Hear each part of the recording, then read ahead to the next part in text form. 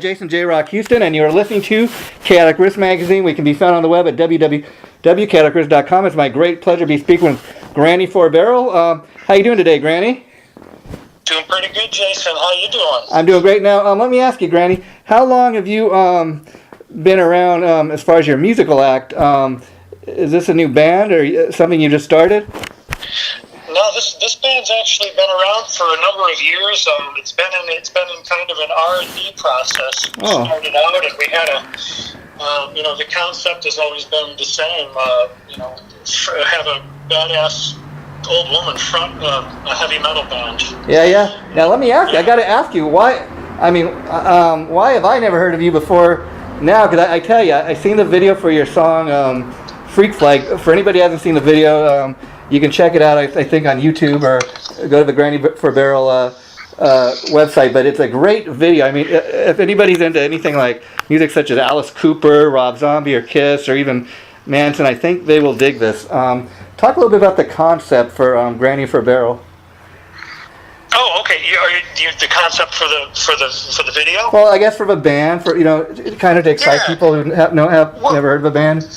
Sure. Well, the thing that I embrace in this band mostly is the ugly. It's kind of Granny's, in a sense, she's a misfit and an outcast, and so we embrace the ugly because that we say is that's the new beautiful. We're Granny is a contrast. She's like a dichotomy between old and feeble. The appearance of old and feeble. Yeah. Contrasted against youth and invincibility, youth and vigor. So it's like expect the unexpected and never underestimate the appearance of something. That's really what it is. It's like, there's all these stereotypes in life. Yeah. Stereotypes on race, on age, on whatever. There's stereotypes. Granny breaks the mold. She's like, there are no stereotypes. I mean, I dare. Everybody's entitled to express themselves in their own way. I mean, I dare explain the character of Granny for Barrell. I mean, after seeing the video, to me, it's kind of like old grandmother type, like Medea type. Rocking out. A million times more. Exactly. But where did you get the idea for Granny? Because again, I want to tell people to really check out the video because.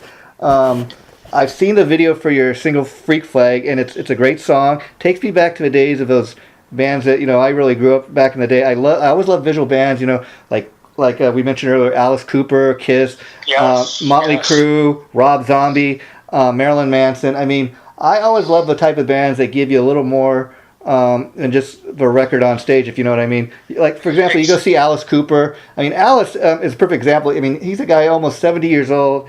And he is still rocking it up on stage. I mean, Alice Cooper gives you more than just playing the tunes on stage, if you know what I mean. I loved going to theatrical shows like this. And after watching your video, I got to tell you, you got an instant fan in me because I thought, just hearing the one song, it's a great visual video. I thought, you know what, I want to check this band out. When they come to my town, I want to see them live. And I think anybody that sees your video, hears the song, especially sees the video because... it's a great song, all in itself. But then when you see the video, the visual to go along with it, it just takes you over the top.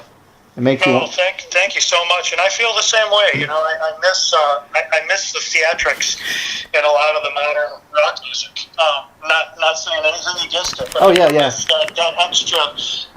That extra that you get with the theatrics, and it should be a surreal experience. Yeah, I mean, I don't want to just go to watch a bunch of people play on a stage that look like they just do normally walking around. I want to go to a theatrical show. I want to be transported somewhere magical. I mean, you even take a great classic rock band like Deep Purple. You go see them live. I mean, especially back in the day when John Lord was still around. You had Richie Blackmore and John Lord, and anybody who says keyboards don't. I said, well, you look what Deep Purple and John Lord did. I mean, they were rocking up on stage, and it was almost like. If you go to a Deep Purple concert, it's almost like an ultimate jam session live. Oh, absolutely.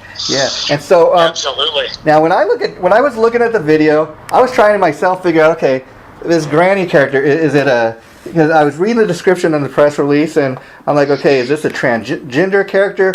Is this a male, a female? Obviously, Granny's a female, but I think anybody that looks at the video kind of get that feeling, and I think that's what's cool. It leads, like you said, it leads people to use their imagination. What is this? Mm-hmm. Exactly. Well, Granny she's kind of an amalgam of all of that. She's all of these different things mixed into one. Mm-hmm. I think everybody, to a degree, has a lot of amalgam mixed in them. Light and dark, male, female. It's just Granny just expresses all of that to me. I've had this person in my head since as long as I can remember, and I run scenarios with this person, and I thought, wow, imagine having this character be the front person for a rock band. How badass would that be? Yeah. Now, are other members in the band dressed up as well, like their own characters, or is Granny kind of the main?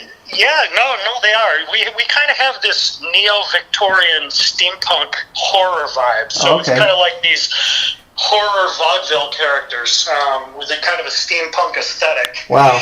And it's really, I think it's classy. I think it's definitely got the horror vibe, and it's very metal. It's funny you say that, because again, I'm just basing this off of one song I've heard so far, which is Freak Flag, and the video. But just listening to the track, like you said, there's elements obviously of metal. There's elements, I thought, almost like a punk element to what you guys are doing. So I'd be interested to hear the rest of the album. Now, talk about that. As far as you were telling me earlier that you've already finished recording the entire album. So when can fans expect to get the full-length album? Well, so we are on Mighty Loud Records. Jesse James Dupree from Jackal, that's his label. Oh, okay. And we are releasing this first single. We're going to work it for a 3-month cycle. We're gonna just get this thing off the ground, and we're gonna. There's going to be at least another single before the record, but you could expect it in 2018. Okay. The name of the record is called "Deal with the Devil." Deal with the Devil, I like that. There's 12 blistering tracks, and there's even a remake of an old Judas Priest song. I think people will appreciate, because Granny's old school. She's not going to let an album go by without paying homage to one of her rock heroes. That's cool. Now, like when you do something like that, when you cover another artist, does it naturally have to be like a tune that really influenced you, or does it just have to be a popular tune? It's funny too, because the track that we picked, I'm not going to say it, keep it a surprise, but the track that we picked, it was, I don't believe ever radio hit, but it's one that rocks live. Wow. And we said, let's just go ahead and try this, because it's an awesome tune, and let's just put our own flair on it and see what happens. We're very pleased. Now, let me ask you, since you formed this band, like you said, you've had this idea for a Granny character for years now. Once you started developing the character, like, was it just a matter of you, like getting different costumes and different, makeup and stuff, and seeing how it evolved? Or? Yeah, it's just, Granny is just like, well, if you've ever seen, if you're a horror fan and you remember a movie with Karen Black as the star called Burnt Offerings. No, I have to check that out, though. You please check that out. Go to YouTube and check out the finale. It's a 3-minute clip of the end of the movie. Wow. And you'll see a character there that's very inspirational to the Granny character. So she's just kind of this horror, she's very witch-like character that's just come to life, and it's kind of it was like a transformative thing over a number of years. It's like, okay, so what is she gonna look like? What would a person like this look like? And she's got the black dress. She's from this.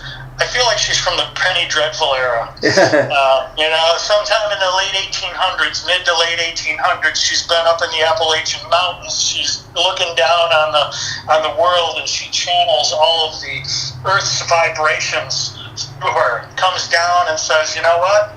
I'm going to put in my 2 cents. Here's my rock band. Check out what I'm all about."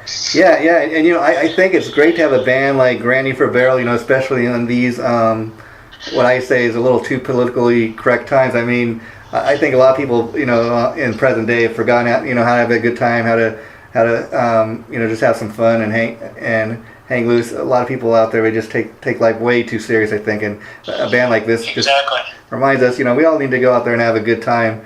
And the cool thing about Granny for Barrell, a character like that, is there's no, said uniform. Granny can get dressed up in whatever Granny wants to get dressed up as. Exactly. And, all are welcome at Granny for Barrell show. and let me ask you, do you worry about any of the so-called detractors out there, people that are saying, just look at the video one time and right away attack it and say, what is this? What is this? Because a lot of people, like you said, Granny, people might think it's transgender, whatever, and it is what it is. But do you worry about people that just attack it and they don't really know what they're talking about? I'm not even concerned with that at all. The more haters, the better. Almost, yeah. It's like, this is what we're doing. We're proud of it. Granny's proud of herself. I'm proud of Granny. We think that this is effective. People love it, and like you just said earlier, Jason, it is about having a good time. It's not just about that, because it's serious. Just when you think that it's a little too comical, then you get kicked in the nuts by it again. Yeah, and you're like, holy shit, dude, this is fucking serious. And to take that an extra step further, kind of like what you're saying, music, I've always believed, is one thing that has the power to really, connect people. I mean, absolutely. It doesn't matter if it's country metal, Christian rock or whatever. I mean, music is one thing I think that really has power. If you just look at, like, they've been having concerts to raise money for some of these hurricane victims and stuff, and people really come together. And like you're saying, you could have a fun rock song, and then you could have a song about a more serious topic, and just because you're putting it out there, people are going to check it out. Yeah. Well, again, all are welcome at Granny Fourbill, so she's all inclusive. That's what she represents. Freedom of expression. And let me isn't that what rock's all about, man? Yeah. And let me ask you, you must have somewhat of a comfort level in kind of like Kiss, or especially back in the early days when nobody knew what they looked like without their makeup. To be able to go, outside, in public, and and you can be outside of the Granny for Barrell costume. People have no idea what you look like. You must kind of enjoy that somewhat.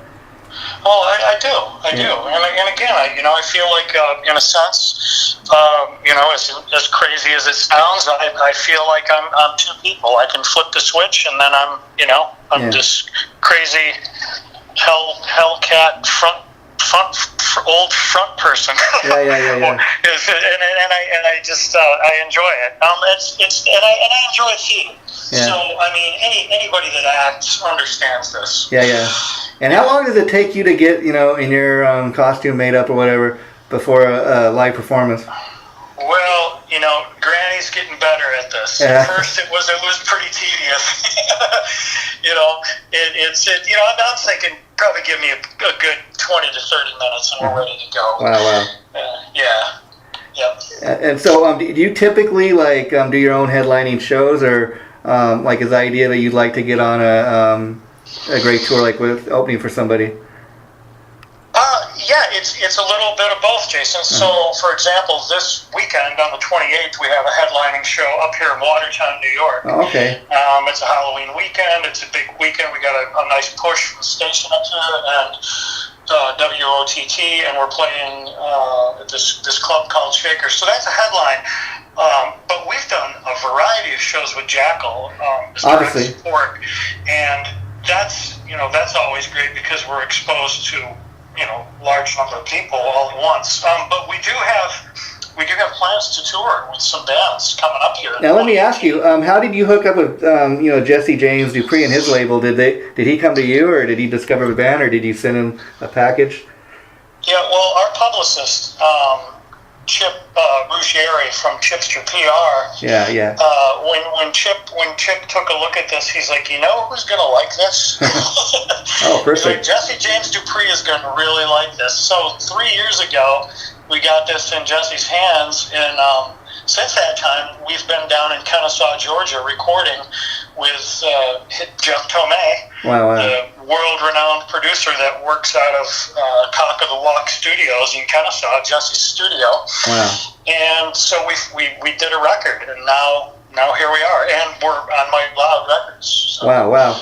And so, like, when you guys went in to record this, album's coming out early next year, did you do it the old school way where everybody's in the same room recording, or did everybody kind of record their parts separately? Well, actually, what we did is I came in as more of a songwriter this time, without full band, and then we rebuilt a band around this project as we went. So we came in, and I did a co-writes with Jeff Tomei and Roman Glick from Jackal, and there was another guy, Johnny, by the name of Johnny Blade, and this was our little writing group. And I came to the table with a number of already finished songs that we reworked, and then we co-wrote the rest of the album. Now, let me ask you. Typically, a lot of guys are used to writing their own music. What's it like to get in there with a couple of guys that are already are established musicians, and to like you said, have a co-writing team with you instead of just doing it all on your own? You know what? I thought it's exactly right, Jason.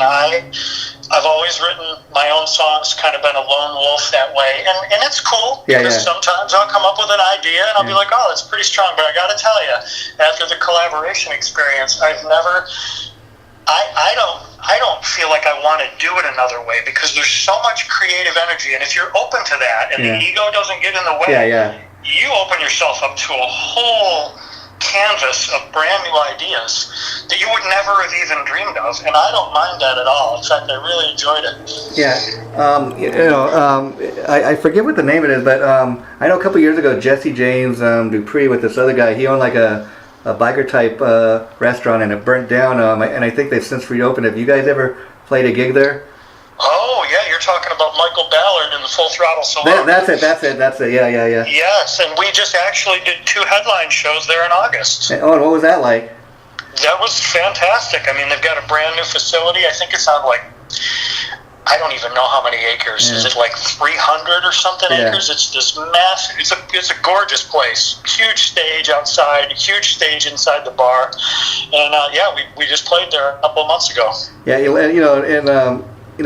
funny, talking about Jackal for a minute, because Jackal's been a band that's been around for, like over 25, almost 30 years now. They just recently put out a greatest hits CD, and it's amazing, because when people hear the name Jackal, automatic first thing that comes to mind is that Lumberjack song, and the video. That's what people think of when they hear Jackal. But like, you get this greatest hits CD, and it just amazes you. Oh yeah, they had more than just one hit, and they've been doing it for the last 30 years. They're still around, So many great songs, and Jesse Dupree is one of the greats as far as frontman. He absolutely is. He works a crowd. He gives it 110% every single night. I mean, he makes a lot of frontmen look bad. Yeah, the funny thing about that Lumberjack song is, well, that is what people initially think of when they hear the name Jackal or Jesse James Dupree.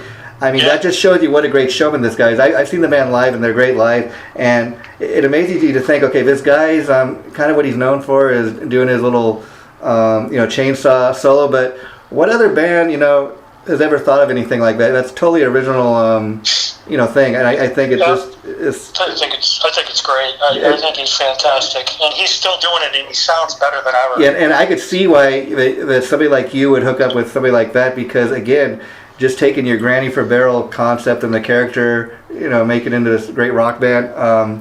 It's totally original and creative, and it reminds me of years ago when Marilyn Manson was first.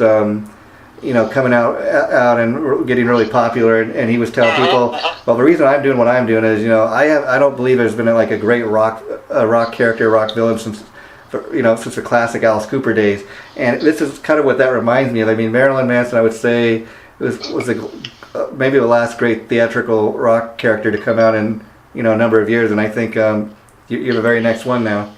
Well, I think it's necessary, and I agree with you. And it would be great to be that act. Yeah.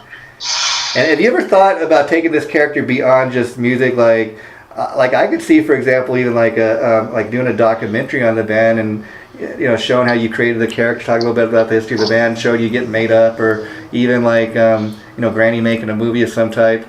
And then make Oh, absolutely. I mean, how about a Marvel comic? Imagine having a superhero. There you go. It's a crazy old woman. It's just a badass. I mean, I think it's a great idea. I think you just are scratching the surface with just this Freak Flag video, and talk a little bit about again the song. I guess you talked a little bit about the concept of the video earlier, but again, it kind of just kind of like would remind me of what people think of like a circus sideshow, a freak show. Hey, check us out. This is what our fun little rock band is about. Yeah, exactly. It's we none of those people in that video, by the way, they weren't altered in any way. I mean, when we put a casting call out, we just invited people to come and be as eccentric and just be liberated, be who you are. Yeah. And we're not going to touch that. Maybe you have a special talent or a special look. Yeah. Who is it that you want to be? Yeah. It kind of reminded me about real people. They're not Hollywood models. Yeah. What this kind of reminded me of too is a couple years ago when Nikki Sixx formed his side project 6 a.m. He put out this great photography book with all these great looking pictures with kind of different odd looking people and stuff. Just unique. But it was like a photo art type book, but stuff like that. That'd be somebody you might want to hook up with one day. But absolutely. The Granny for Barrell. I mean, especially this Freak Flag video. Anybody hasn't seen it, I just urge them to check it out for the simple fact, if you're into theatrical rock, like we've been talking about Rob Zombie, Kiss, or Manson, or Alice Cooper, anything like that, you're gonna dig it just for the fact that I gotta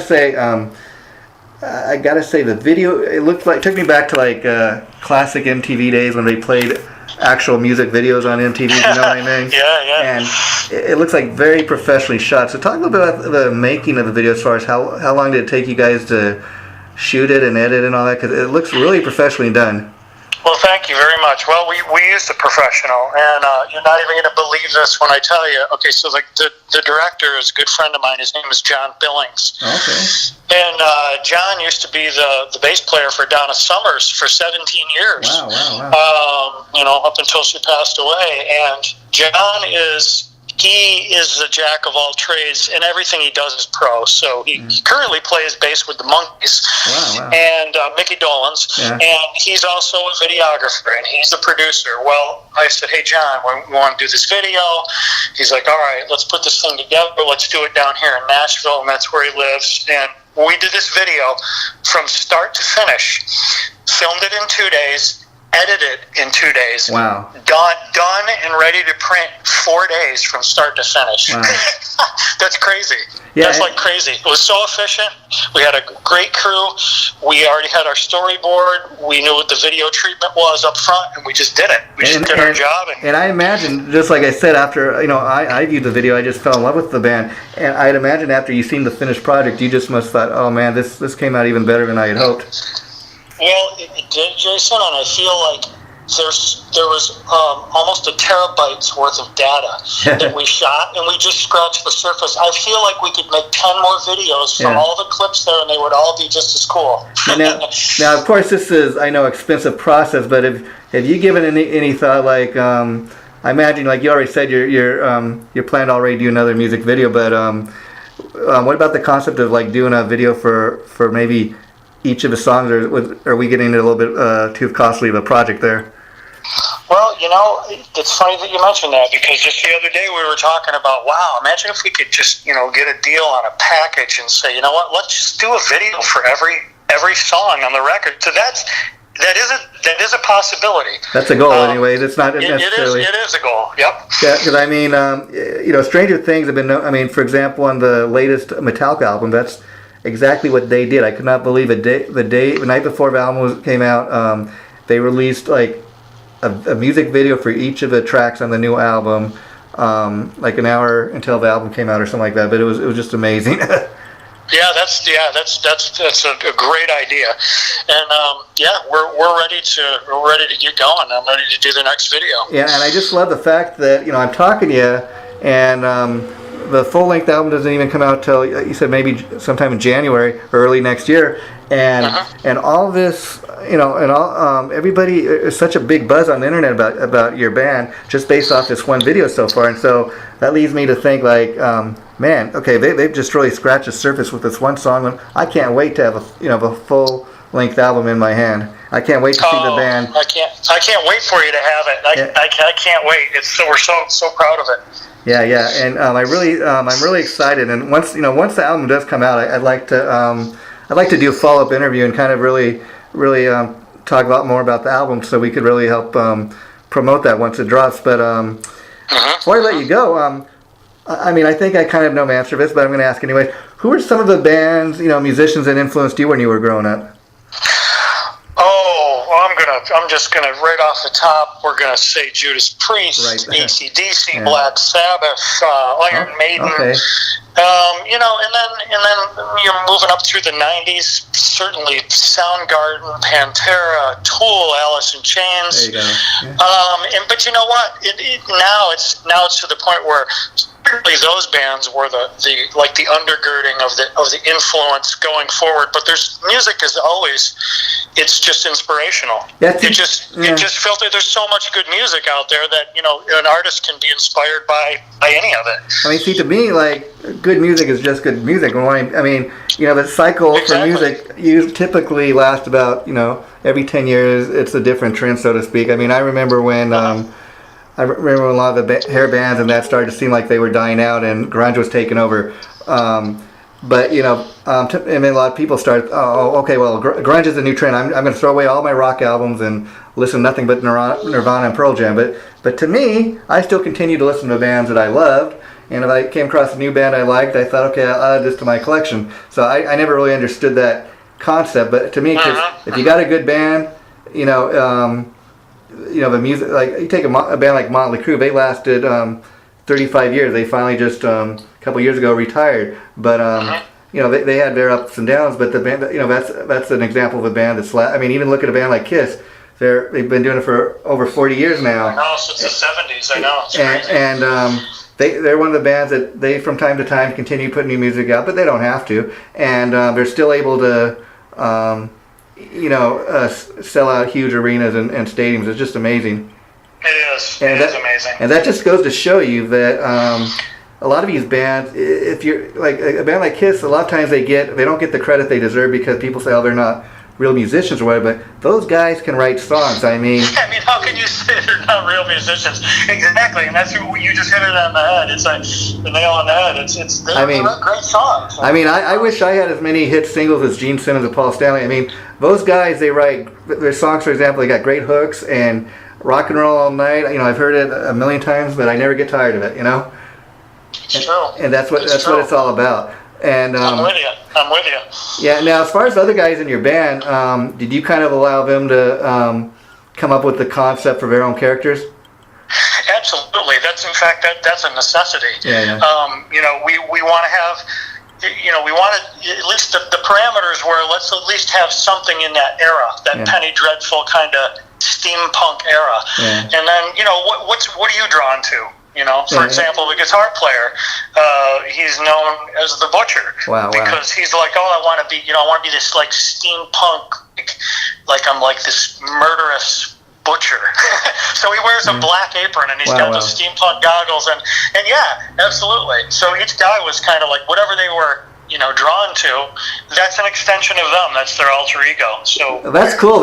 I think it's that's another thing Marilyn Manson did that I think is just great. It's exactly the same concept. Kiss got their idea obviously from seeing like Alice Cooper, but their concept was instead of having just one guy in the band get dressed up, we're going to have everybody in the band get dressed up, which I think is cool because it brings everybody, allows everybody, like you said, to bring their kind of influence into the table. Now, as far as like when you guys go in to record the next album, do you think at that point, once you've had a chance to get to know one another a little better and tour around the country, that they'll get more involved with the songwriting? Oh, absolutely. In fact, we've already started throwing ideas back and forth. It's just, and wouldn't have it any other way. Everybody's going to have some input. And where's the band based out as far as your home base? Actually, the band is all based out of New York. Oh, wow. Right now. Yep. Two of the guys, the drummer and the fiddle player, are down in New York City. And fiddle player, I love that. the guitar player and myself are from upstate New York. Oh, that's kind of interesting. A fiddle player, you wouldn't imagine that in a typical rock band, but then again, look at a band like Jethro Tull, and I think it's cool for just that reason. I mean, could you imagine going to see a rock show and having a guy do a fiddle solo or something like that? I mean, totally different. Yes. Well, absolutely, and Granny's not going to have lackluster musicians. Those two guys from New York, those are Berkeley graduates. Wow. So we've got a fiddle player, Berkeley graduate. He's also a guitar shredder, just in addition to that, and then the drummer as well. So Granny comes out with 4 barrels. Wow. This is serious, and I love to play for people and watch their expressions. And obviously you're a front person of the band, but do you play any instruments as well? I do. I play guitar. Okay. I don't play it live. I do enough to write. I mean, I could throw a guitar on and play some rhythm if it was necessary, but I'm too busy sitting in my rocking chair telling stories. And then I'd imagine when you're in the costume like that too, and you got to pay attention to the lyrics and stuff. I mean, sure.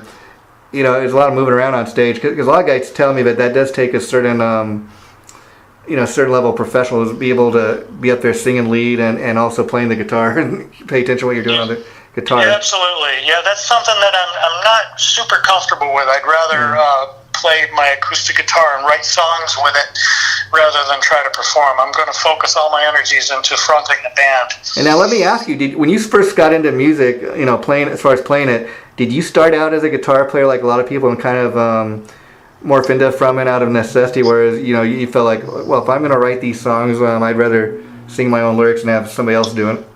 Well, it was actually the opposite. Out of necessity, I became a guitar player because I got tired of humming my guitar riffs that were in my head to the guitar players and saying, "Can you do this riff?" Da, da, da, da, da, da, da. And I'm like, why don't I just learn how to play guitar?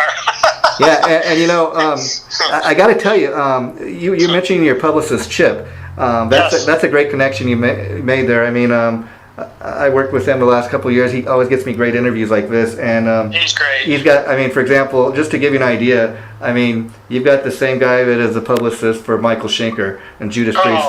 Judas Priest. I don't know if you're aware of that, but yes, he is fantastic. I love Chip, and he is near and dear to this project. And what I can tell you is great about a guy like that is, again, like I was telling you at the top of the interview, he sent me a little press release about your band, and I checked out the video. And the stuff he sent me on the band, and after seeing the video, I just fell in love with the band. And since I got the press release, I've been reading stuff up about the band. There's just a huge buzz right now about your band, and I think he's a huge reason for that. And I'd imagine, kind of before we wrap this up, I was going to say, I can imagine people going to see a Granny for Barrell concert having no idea, what the band's really about, never maybe seen a picture. And I imagine after seeing a live performance like what you guys must put on, it's like, wow, what is it? Kind of like first time somebody ever saw a Kiss show, or an Alice Cooper. Exactly. And do you ever get people kind of reacting to that when they come see your band for the first time? Yeah. Like, what is this?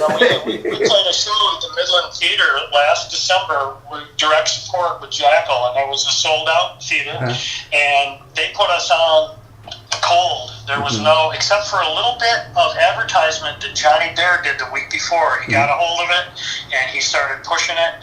But when we played that night to an audience that didn't know who we were, it was, at first it was like, okay, what's going to happen here? And we're like, hey man, we're just going to come out and do our thing. And we did a little meet and greet afterwards, and the table was filled with people, and they were just like, it was so great. It was so positive. They loved it. They absolutely loved it. And how do you react to that? Like when people come up and after a show and they want to have a picture taken or something with you, and shouting, "Hey Granny, hey Granny!" I mean, you must.